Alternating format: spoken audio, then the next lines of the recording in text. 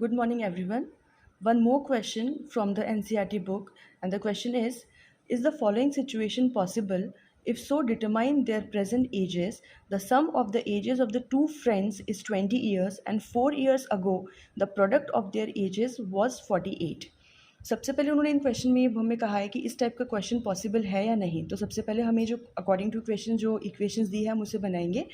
The present ages of the two friends are x years and 20 minus x years.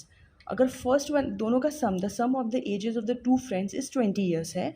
अगर first one का जो friend है उसकी as हमने x ईयर्स अज्यूम की है तो सेकंड वाले फ्रेंड की जो एज है वो 20 माइनस x ईयर्स हो जाएगी because the sum of the ages of the two friends is 20 years. So first one friend age is x years and the second one friend age is 20 minus x. 20 में से हम x years को minus कर देंगे तो हमारे पास जो second वाला फ्रेंड है उसकी एज आ जाएगी.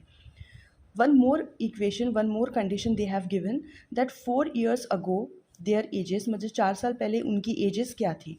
तो जो हमने x माना है वो इनकी प्रेजेंट एज है तो 4 year अगो जो उसकी एज होगी वो x माइनस 4 हो जाएगी. और जो सेकेंड वन फ्रेंड है जिसकी हमने एज प्रेजेंट एज है 20 माइनस एक्स, उसकी 4 years अगो हम एज करेंगे तो 20 minus X minus 4. So 20 minus 4 is equals to 16. तो 16 माइनस एक्स ईयर्स हो जाएगी दूसरे वाले फ्रेंड की 4 years अगो. ना अकॉर्डिंग टू द क्वेश्चन कि 4 year अगो जो उन दोनों फ्रेंड्स की जो एजेस है उसका अगर हम प्रोडक्ट करें, मल्टीप्लीकेशन करें तो जो हमारे पास नंबर आएगा that will B 48. This is the equation. So according to the question, 4 year ago age of the first one friend is x minus 4 into the second one friend is the age of the second one friend is 16 minus x and the product of these two numbers is 48. This is given to the question. अब हम इसे solve करेंगे.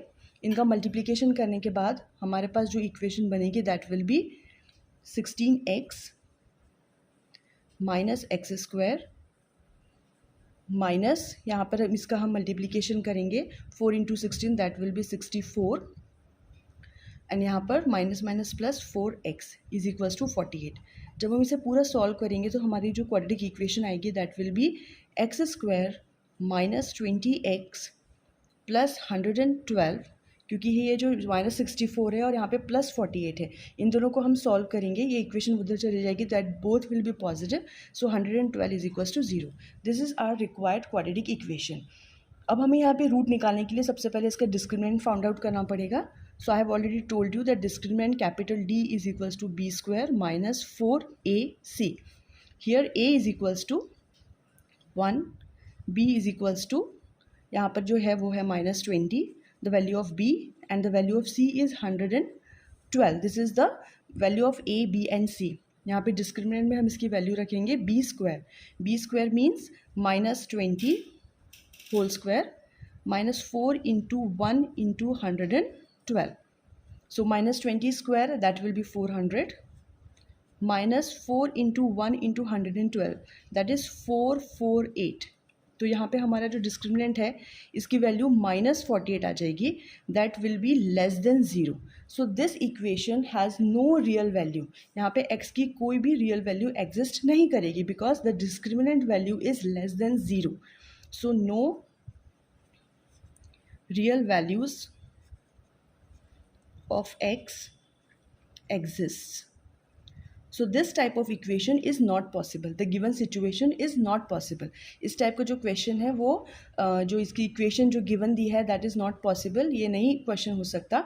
इसलिए उन्होंने जब सबसे पहले question पूछा है कि is the following situation possible, so the answer is no. This type of situation, this type of given situation is not possible. So this is the solution of the given equation.